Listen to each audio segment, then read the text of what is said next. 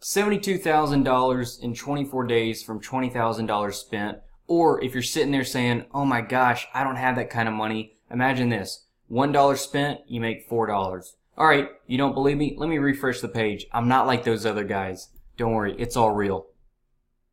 So, what do I want to talk to you today about? Well, I want to show you that there's only two types of ads. Alright? Two types of ads. You're sitting here saying, but wait, there's all these different kinds. Video ads, text ads, image ads. No, two types of ads. So, I want to show this to you visually. Prospecting ads and retargeting ads. Prospecting and retargeting. What was that?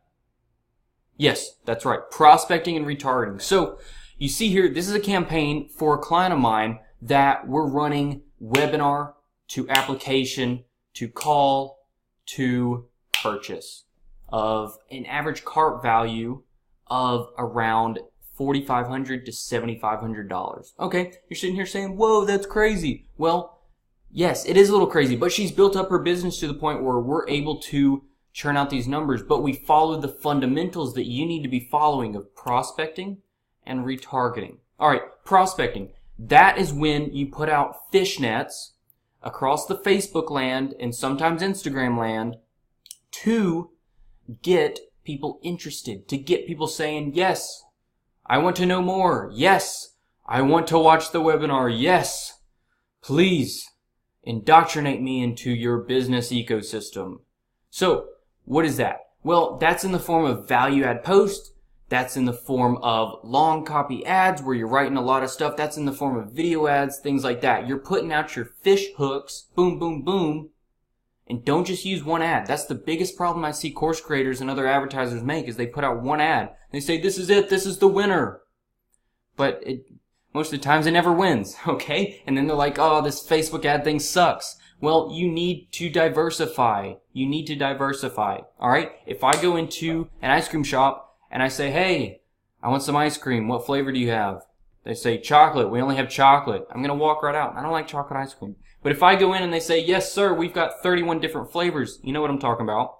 I say, yes, I'll have the pralines and cream. That's my favorite ice cream. What's yours? So, we need to diversify the fish hooks.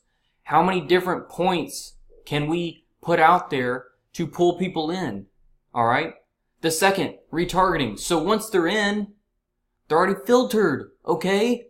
You don't need to double filter. You don't need to go in and be like, oh, we need to get more people in. No, that's what prospecting is for. Retargeting, that's the technical word for it. Retargeting is when you say, you watched the webinar, or you got the case study, or you did this, or you went to the book call page, but you didn't book a call.